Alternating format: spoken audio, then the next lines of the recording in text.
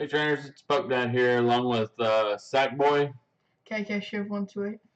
and today we're just going to go over the Portland Regional winning list, piloted by Xander Piero and Colton Decker. The first place and the runner-up played the exact same 60, so let's dive in and take a look. And it is an Espeon trash deck. Trash in a good way. It's a Garbodor. Running 2 Garbotoxins to shut off all abilities. So no trades, no Lele, Wonder Tag, no Octillery, Abyssal Hand, absolutely nothing. No ability shenanigans. We're just going to shut it all down, right? Right. No more Zoroark trades, Tapu Leles. It's pretty good. Yeah. But it does create sometimes late game where maybe you get end and then you can't really get out of the end because you can't play Lele yourself. Yeah. So it can kind of backfire, but I think it does more damage to your opponent for the most part than to yourself. So definitely a good call with the way the meta is. Trash Lance, super good attack, 20 for each item in your opponent's discard pile. You'd be amazed how quick that damage racks up, and then you're hitting weakness on the predicted 2 most popular decks. You know, we did a short video on what we thought would be highly played for Portland, and Buzzwole, Lycanroc, and Lucario. Lucario variants. And sure enough, they were heavily played at this event, and the 2 decks that counter it, or the deck that countered it the best, came out on top. Because when you're able to one-shot their biggest threat over and over and over, yeah. A 1 to 2 prize ratio. Yeah, not to mention that, not only are you one-shotting them, but you're doing it with a 1 prize attacker. And the main attacker of the game is Espeon. And I think I was saying that this attack right here is super, super underrated. I think it is one of the best attacks in the game. And I'm going to explain. In top 4, Xander was against Alex Hill, and Alex had a Bulu fully powered, but the turn before Xander had used Psybeam, and with a choice band, so he had 30 plus the 30 for choice band, so 60 damage on it. Okay? And Alex was going to do Nature's Judgment to knock out the Espeon, but he flipped tails and doing 30 damage to himself, so now he's at 90.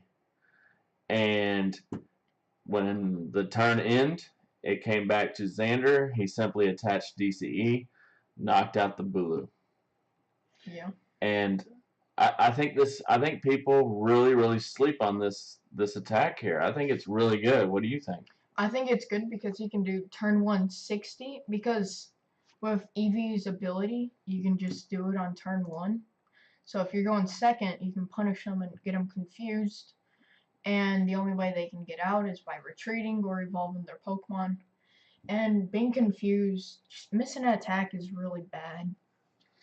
Yeah, I agree. The package with the energy evolution, attaching the psychic, especially if it's in the active. We've seen it with Glaceon. We know how good that is. But I think this could be just as good as the turn 1 Glaceon, getting the turn 1 Espeon and attacking. So I actually like kind of going second. I would prefer to always go first, so you can start getting your Garbodors lined up first. But if you are in a situation where you go second, then this is the attack. And this is it, folks, right here. 30 choice man, that's 60, and that sets up a 130. So if you attach DCE, and if they have a DC on themselves, that's 30 more, 60 more. So 60, and then choice band, so that's 90 plus the 60. So it's easily a 2-shot if you attack with this going second on turn 1. So you're looking at a turn 2 knockout with a simple DC attachment.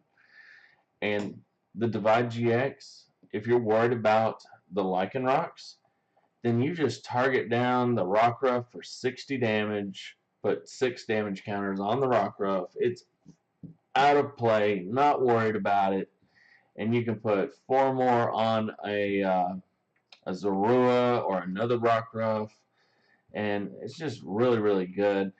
Kind of the numbers, that brings Lycanroc down to 160 health. If you put 60 on one Rockruff and then 40 on another, so you hit with 60, 90 with Choice Band, and then let's say they have 2 energies for Dangerous Rogue, so you're at 120 and 150. So you're just 10 short, but still, it's still really good. But if they have 3 energy on it, then it's a knockout. Yeah. If only placing 2 down. Yep. So it's a super, super good card. You're doing massive damage to Buzzwole with this thing. Special weakness, Choice Band, and they have 1 energy on them, 1 shot. Yeah, if they have 1 energy, you're doing 90 plus Choice Band, so 120, 240 damage. Not even a Choice Band or Fighting Fury Belt can save them. Nope. So really, really good. Xander and Coulter, they knew what the 2 most popular decks were going to be. They knew people were going to be playing the new Lucario. They knew Buzzwole was going to be around. So really, really good. And then they're also taking a book out of the expanded Espeon Garbodor list and playing a Drampa for Righteous Edge. Maybe they hit a heavy Zoroark matchup, and so you just use Righteous Edge, discard the DC. Sounds like a pretty good plan. It works in expanded, and there's no reason to think that that strategy would not work in standard. They even have less accessibility to the discard. They don't have VS Seekers and stuff like that. So definitely good. I like the one of, like, the older decks you'd see like this ran 2, maybe even 3, because it was the deck was kind of built around it to do the Berserk for 150 and then Choice Band 180. But that was kind of when the magic number was 180, and times have changed, and now the magic number is 190 and 210. 190 and 210, so 180 not that relevant unless you're looking to just knock out Lele's all game, every game. So definitely slides into a backup supporter role. You can definitely still go in with a Berserk for 100. It's super risky though because of this weakness right here. Fighting's everywhere. I mean, Buzzgar, Buzz Lycanroc, the Lucario Zoroark, Lucario Lycanroc, the Buzz Lucario.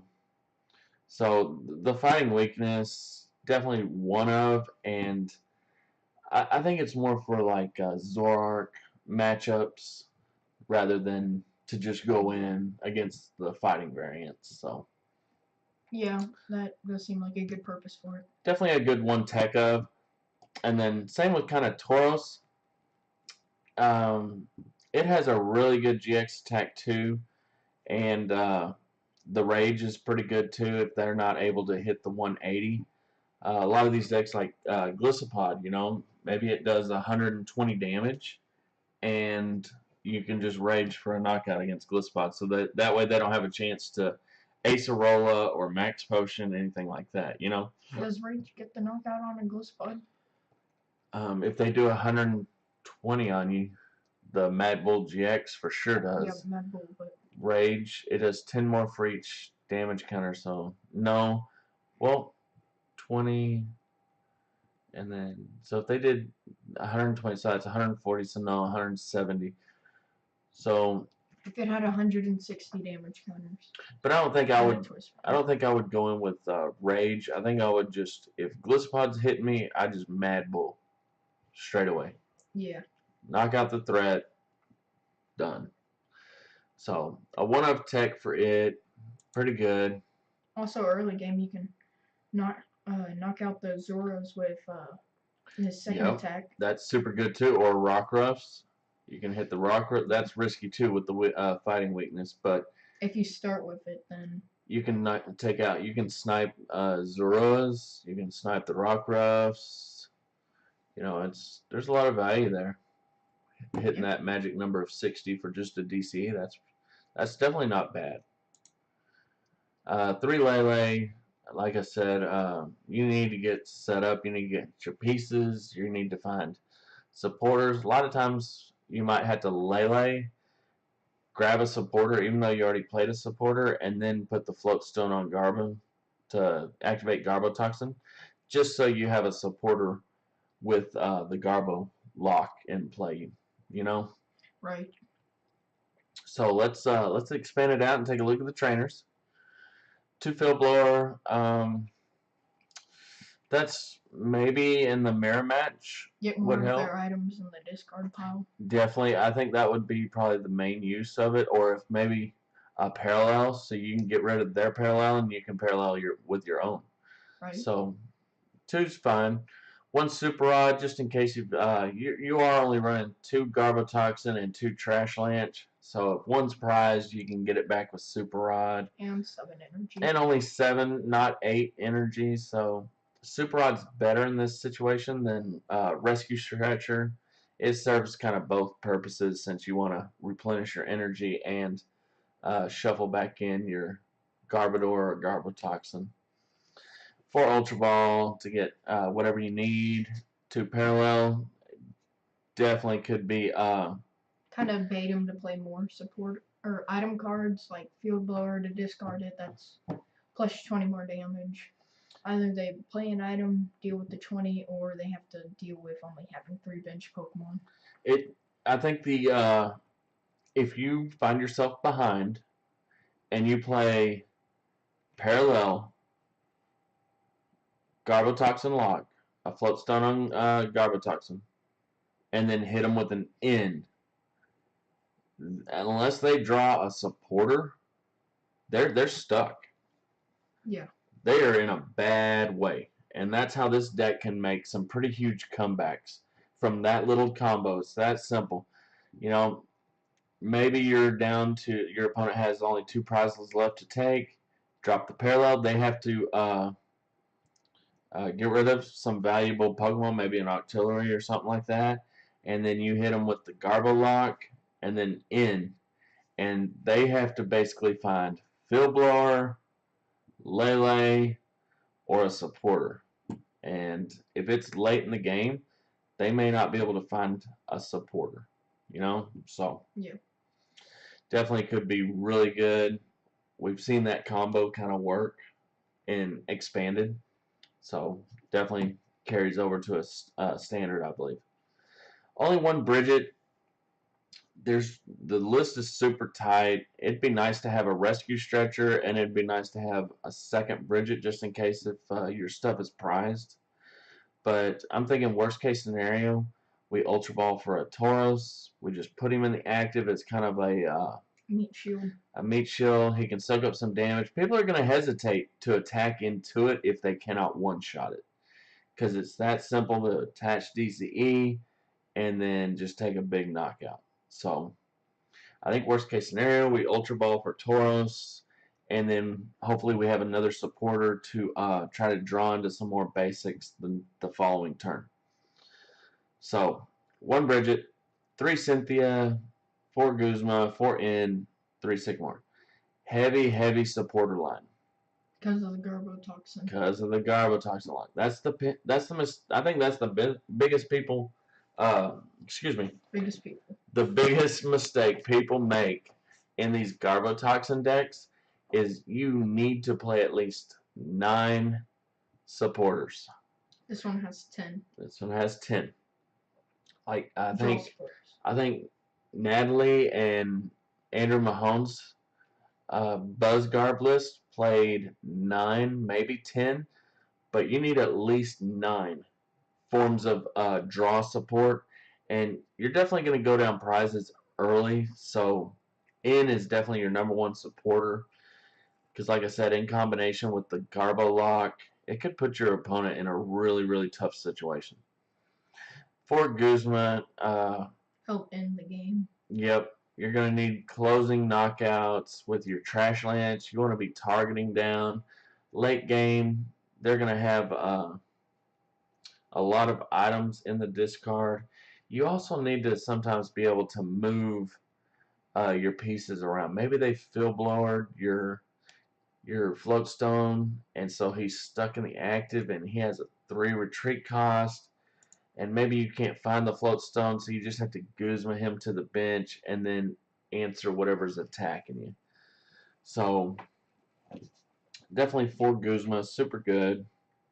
We already talked about the N, 3 Sycamore, and 4 Choice Band. Help hit the numbers. You have to hit your numbers on a deck like this. Have to. You've got to be able to handle Buzzwall super quick, and you got to take out Lucario really, really quick. Otherwise, they're just going to beat you like a drum. So you've got to hit your numbers against these psychic weak Pokemon, and Choice Band gets you there. 4 floats. We've got heavy retreaters. 3 retreat on the Trash Man. So we don't want them. 3 retreat on the Tauros. 3 retreat on the Tauros. 2 on Drampa. 2 on Drampa. Espeon's the only one that has a 1 retreat. Type of and Lele. So we do not want to get. We do not want to get these heavy eaters stuck in the active where they can't move. So that's the reason for the 4 float stones and the 4 Guzmas. You have to be very, very mobile in this deck because a lot of your opponents will just Guzma up and stall, especially if that's the only supporter they hit after a late game end. They're going to look to stall till they draw a Cynthia or a Sycamore or something, you know, or an energy to attack. So they're going to look to pull up a heavy retreater, and you need some way to move them to keep the pressure on. Right. 4 DCE, 7, 8 would be nice, but you are playing the Super Odd, so you can shuffle them back in. You have really efficient attackers, so I don't see 8 being completely necessary. You're attacking for 1 energy with Trash Lance, 1 attachment on Tauros with the DCE. You can hit for just the 1 attachment, or you can attach DCE. Drampa, same thing, 1 attachment. Very, yeah, or Big Wheel. That's another thing. You have a lot of options with GX attacking this. Very, very versatile. Draw 10, shuffle and draw 10. Divide, so maybe you want to take out some Rockruffs or Zorus on the bench. You got, maybe you need a big knockout right then and there on something. You got that. Mad Bull GX. Maybe you've been able to move your Pokemon safely to the bench and you want to heal them. Definitely an option. So very, very versatile. It's not a linear strategy. There are so many different ways this deck can win. So, and I think that's why it's set to keep doing really, really good. But I think you're going to see a resurgence of the decks that counter this, that pushed it kind of out of the meta to begin with. And that was heavy Zoroark decks. Because Zoroark hits the perfect number on this, 120. And it has the resistance. Zoroark is a very, very good answer to Espeon. Resistance and yeah. Psybeam for 10. So I mean, I think you're gonna see a resurgence in like the Zoroark and Zoropod, and possibly even like the Zoro Lycanroc decks, especially with Drampa and Tauros being weak to fighting. So I would say the meta is going to evolve. I mean, people, I don't see this becoming the most popular deck for the next regional. I do think it was a good call though. Oh, for this regional. it was a brilliant call. Brilliant call. Zoropod saw huge decline in play, and this just when there's no Zoropod around, this moves up to the top, and that along with the Lucarios and Buzzwoles that were everywhere, perfect meta call, excellent. And at this point in the video, I'm going to tap myself on the shoulder because I seem to recall saying this card is going to be really good this weekend. You remember me saying that? Yeah, but you said it was Zork. I was thinking play it with Zork. I didn't think just go back kind of old school and play it with Trash Lance. But you said the winning deck would be Lucario with Black and Rock. And I said Lucario with Zork, and I was closer than you were. Yeah, there was one in the top 4, but anywho, let's not get caught up on that. I did say watch out for Espeon. It's going to be really good this weekend. Yeah. And sure enough, the first place and second place, Espeon Garb. So, congratulations to Xander and Coulter for an outstanding showing at the Portland Regionals. And please hit the subscribe button, and be excellent to each other. Party on, dudes. Did you know Garbodor weighs 236.6 pounds? I did not. That's a lot of trash.